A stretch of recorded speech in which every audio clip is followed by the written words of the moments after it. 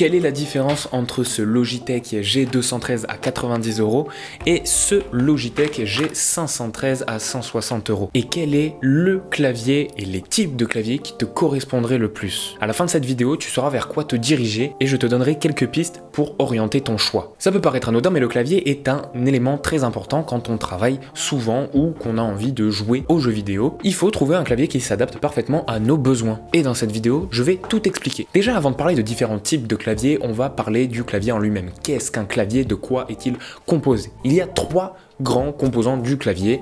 Le châssis qui sur ce G213 est en plastique dur, sur ce G513 il est en plastique et recouvert d'une plaque en aluminium, de système d'activation qu'on appelle switch et dont on reparlera plus tard, ainsi que de touche. La touche, c'est le petit bout de plastique qu'on va mettre sur le système d'activation. Ça, c'est les éléments principaux d'un clavier. Il peut y avoir d'autres choses. Par exemple, sur le G513, on retrouve un port USB déporté pour y brancher des clés ou d'autres périphériques qui seraient plus faciles à brancher directement sur le clavier. On a aussi des systèmes de rétroéclairage. Ces deux claviers sont RGB, c'est-à-dire qu'ils émettent de la lumière. Certains ont des écrans comme le Apex 5 de chez SteelSeries que l'on a offert avec Mathis à Crembo à son anniversaire. Ça sert à afficher quelques informations, dessiner des bits, je vois pas quoi d'autre, mais en tout cas ça existe. Certains sont même équipés de systèmes sans fil. On peut retrouver aussi des macros. Les macros, c'est des touches programmables, c'est-à-dire qu'on peut leur assigner une tâche. Admettons, coller directement mon adresse mail que j'aurais préalablement inscrit. C'est une idée, hein, je vous la donne comme ça, même moi je le fais pas parce que j'ai pas de macro aussi. Mais dans le milieu des claviers, il y a deux grands types de claviers qui s'affrontent. Il y a le clavier que tu as connu toute ta vie, à l'école, l'ordinateur familial et la plupart des claviers de gens qui s'en battent les couilles des claviers. Les claviers à membrane. Le système d'activation est appelé à membrane car il est composé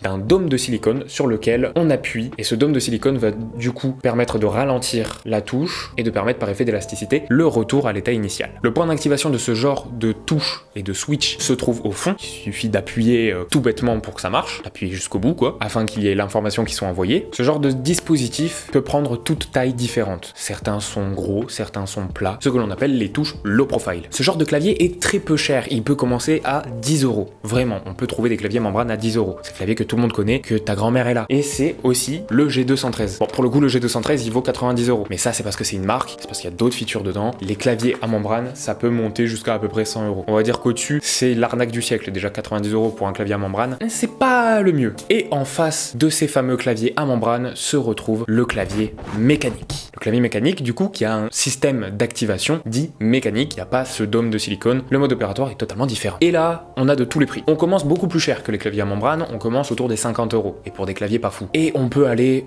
au-delà de 300 balles. Il y a peut-être après des trucs ultra chers que je connais pas, mais moi je vous parle de ce que le grand public utilise, ça peut aller vraiment jusqu'à 300 balles, et il y a de tout. Le point d'activation peut être plus haut que le tout au fond de la touche. Ça veut dire qu'on n'est pas obligé d'appuyer entièrement sur la touche afin de l'activer. Et ça dépend des switches, dont on reparlera encore une fois plus tard, parce qu'il y a différents types de switch mécaniques. Et plus le point d'activation est haut, plus la touche est réactive au toucher, et plus c'est bon pour le gaming, mais moins c'est bon, par exemple, pour le traitement de texte. Mais globalement, c'est plus réactif dans tous les cas que les claviers à membrane. En fonction des switches, certains peuvent être vraiment très bruyants. Après, globalement, un clavier mécanique sera toujours plus bruyant qu'un clavier à membrane. On peut faire un espèce de petit test, même si celui-là, c'est pas le plus bruyant des claviers mécaniques.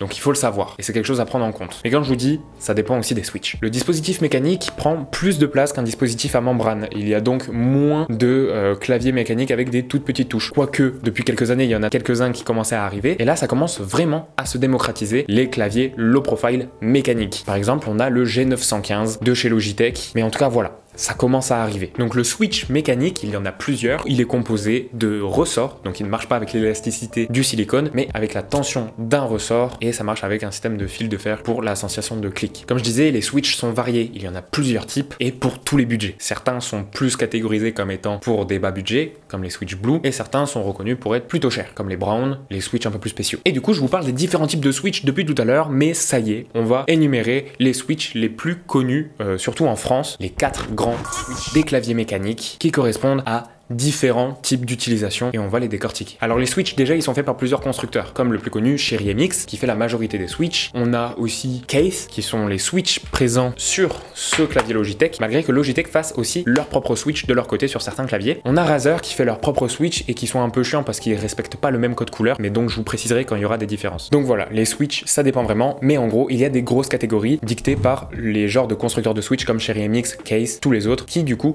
englobent tous ces switches par couleur. On a le plus connu de tous, celui qui est le plus adapté pour le gaming, les Switch Red, les Cherry MX Red par exemple. Et c'est considéré idéal pour le gaming car ce sont les Switch les plus réactifs. Ils ont un point d'activation très haut sur la touche, il ne faut pas beaucoup de force pour appuyer dessus et surtout ils sont linéaires. La descente est droite, ils ne font pas un bruit pour vous avertir que c'est cliqué et ils n'ont pas d'à-coup au moment où vous appuyez. Le point négatif, c'est que du coup, lorsque vous écrivez, vous avez de grandes chances de faire de fautes de frappe et de même pas vous en apercevoir quand votre doigt rip un tout petit peu. Au niveau équivalence, on peut retrouver chez Logitech les Roamer G linéaires qui sont grosso modo des Switch Red, juste ils sont pas rouges, mais c'est le même principe en gros. Peu de force, linéaire, point d'activation rapide. Ensuite, parlons des Switch Brown qu'on retrouve du coup sur ce Logitech G513. Ce sont des Switch Brown, comme on peut le voir.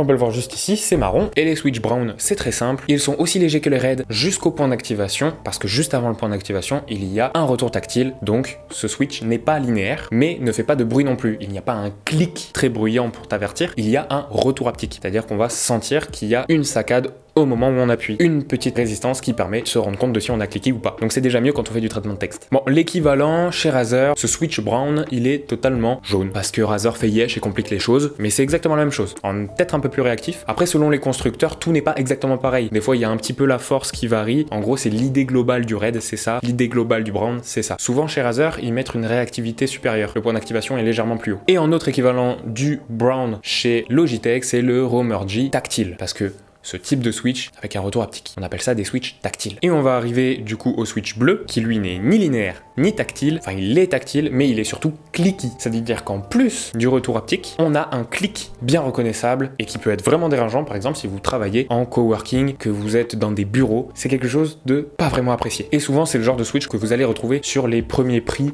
dans les gammes mécaniques. Et c'est ces switch-là qui font la réputation des claviers mécaniques ultra bruyants et ultra casse-couilles. Mais au moins, c'est beaucoup plus adapté pour ceux qui traitent du texte et qui veulent éviter les fautes de frappe. En effet, celui-ci est plus dur d'activation que les précédents. Il faut mettre légèrement plus de force. On parle de quelque chose d'infime. Vous n'allez pas porter un haltère dessus pour appuyer sur la touche. Soyons bien d'accord. Mais il est légèrement plus résistant et le point d'activation se retrouve beaucoup plus profond. Ce qui rend la faute de frappe beaucoup moins possible parce que vraiment, pour appuyer sur la touche d'à côté sans le faire exprès, faut vraiment y aller. Et surtout, vous l'entendrez. Si vous faites une faute de frappe, vous avez tout pour vous en apercevoir et tout est fait pour que vous évitiez d'en faire. L'équivalent chez Razer, parce que Razer casse les couilles, ce switch est vert. Et heureusement qu'en France, on n'utilise pas, ou très peu, les Cherry MX Green, les switch verts, qui sont pas du tout vendus en France. C'est pour ça que j'en parlerai pas ici. Mais s'ils étaient en France, ce serait casse-couille. Mais bref. Et ensuite, on va parler du dernier, les switch black. Les blacks, c'est comme les rouges, c'est des switch linéaires. Mais ce switch est quand même bien plus dur qu'un red. Donc, légèrement moins réactif. Dans le sens où il faut quand même mettre un peu plus de force, ou un peu plus le vouloir. Donc pour ceux qui trouvent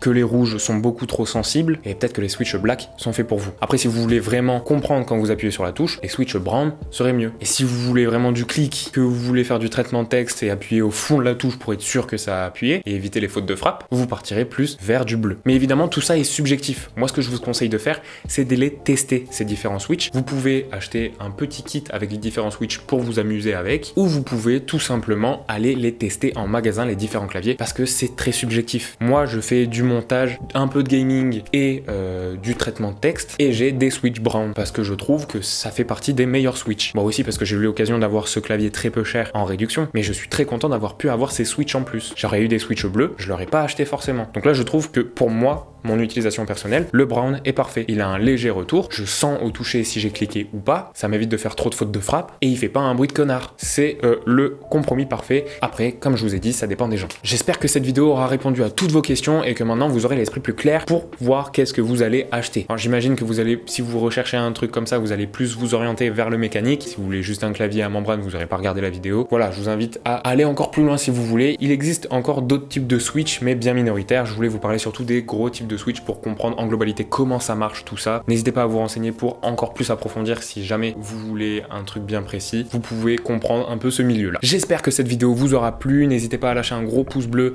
pour nous soutenir, ça fait très plaisir. À peu près 85% des personnes qui regardent cette vidéo ne sont sûrement pas abonnées, donc n'hésitez pas à lâcher votre plus beau abonnement, ça pourrait grave nous soutenir, ça fait super plaisir. Et sur ce, je vous dis à plus pour une prochaine vidéo. Du moins, je l'espère.